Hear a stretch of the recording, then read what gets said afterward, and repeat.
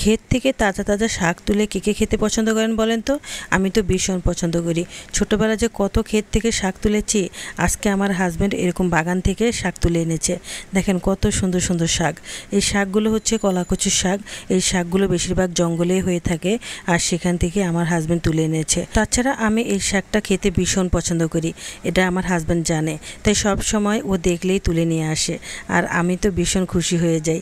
আর এই শাকটা আমার অনেক প্রিয়। আসসালামু আলাইকুম, কেমন আছেন সবাই? আশা করি ভালো আছেন। আলহামদুলিল্লাহ আমিও ভালো আছি। সত্যি কথা বলতে আজকের সকালটা অনেক দারুণ হয়েছে। মানে সকালবেলা কোনো বেলাবেলি ঝামেলা নেই।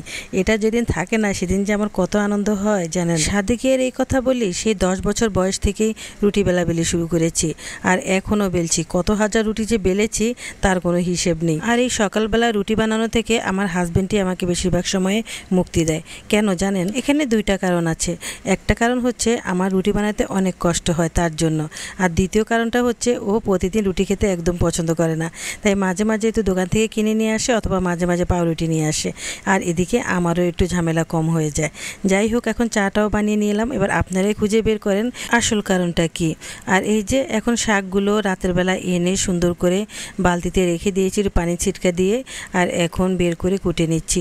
এখান থেকে শুধু আমি বেছে বেছে ভালো ভালো দেখে শাকগুলোই নিব, আর ডাটাগুলো সব ফেলে দেব। এগুলো ডাটা একদমই খাওয়া যায় না। আর এই শাকটা কী কী উপকার লাগে বলেন তো? অনেকেই জানেন, অনেকেই চিনেন। এই শাকটা কী শাক? এটা হচ্ছে কলাকচুর শাক। এই শাকটা অনেক উপকারী, অনেক ভালো। যাদের কোষ্ঠকাঠিন্য আছে তাদের জন্য এই শাকটা অনেক উপকারী, আর বিশেষ করে যাদের ডায়াবেটিস আছে তাদের জন্য তো ভীষণ উপকারী, একদম ভীষণ। মানে এই ডায়াবেটিসটা একদমই নিয়ন্ত্রণে রাখে। আর এই শাকটা বেশিরভাগ ডায়াবেটিসের রোগীগুলো সবসময় কাঁচাই ছেঁচে খেয়ে নেয়, মানে কাঁচা ছেঁচে তারপর এটা রসটা খেয়ে নেয়। আর এই যে দেখেন কত বড় বড় পুঁইশাকের পাতা, পুঁইশাকের পাতাগুলো দেখে আমার ভীষণ ভালো লাগছে। আর এগুলো হচ্ছে মাইরা শাক।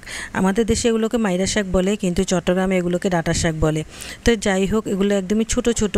তা আজকে অবশ্য এত শাক একসাথে খাওয়া যাবে না, তাই আমি এগুলোকে ফ্রিজে রেখে দেব। মাছ মাংস দেখলে আমি এতটা খুশি হই না, শাক দেখলে আমি যতটা খুশি হই। মানে শাকের প্রতি আমি ভীষণ দুর্বল। যেই শাক ভাজি করুক না কেন আমার কিন্তু ভীষণ ভালো লাগে। আমি কোনো শাকই বাছি না, সব রকমের শাকই খাই। তো যাই হোক, ছোটোবেলা থেকে আসলে আমি এই জিনিসটা অনেক পছন্দ।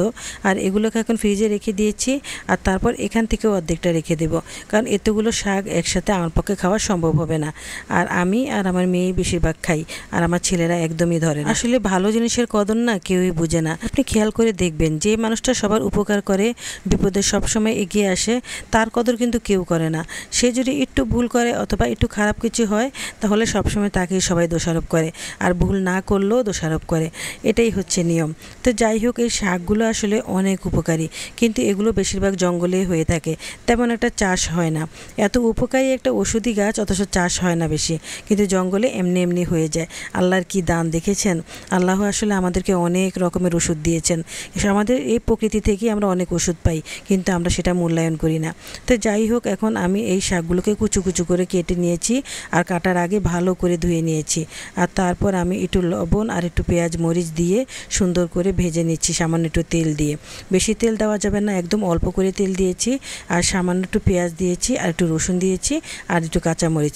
এতটুকু দিয়ে শাকগুলো ভালো করে একটু ভেজে নিচ্ছি। তবে অতিরিক্ত ভাজা যাবে না, একদম কাঁচা কাঁচা অবস্থায় তুলে ফেলতে হবে, মানে হাফ বয়েল যাকে বলে আর কি। আর এখন আমি একটু শুকনো মরিচ দিয়ে দিলাম, এটা অপশনাল, মানে আমার একটু ঝাল ঝাল করে খেতে ভালো লাগে, তো তাই শুকনো মরিচটা দিলাম। তো যাই হোক, দেখেন আমি কিন্তু একদম হাফ বয়েল করেছি। আমি যদি এখন এর থেকেও বেশি ভাজা ভাজা করি তাহলে এটা সব গুণাগুণ নষ্ট হয়ে যাবে, কোনো গুণাগুণ থাকবে না, খেয়ে কোনো লাভ হবে না। তো যাই হোক, এখন আমি সুন্দর করে এটা প্লেটে নিয়ে নিলাম। দেখেন একটু একটু ঝোলঝোল দেখা যাচ্ছে, মানে অনেকটাই হাফ বয়েলই হয়েছে।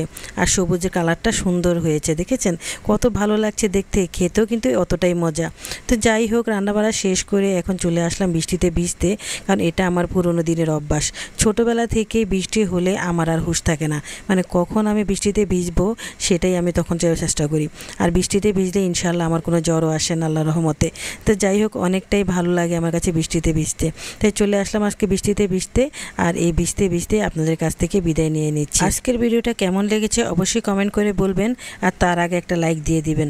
আর এই বৃষ্টিতে ভিজতে কার কার বেশি ভালো লাগে সেটাও কিন্তু কমেন্টে বলে দেবেন। তো যাই হোক, আল্লাহ তাআলার এই অশেষ রহমতের বৃষ্টির মতো সবার জীবন সুন্দর হোক, পরিপূর্ণ হোক। ভালো থাকবেন সবাই। আজ এ পর্যন্তই। আল্লাহ হাফেজ।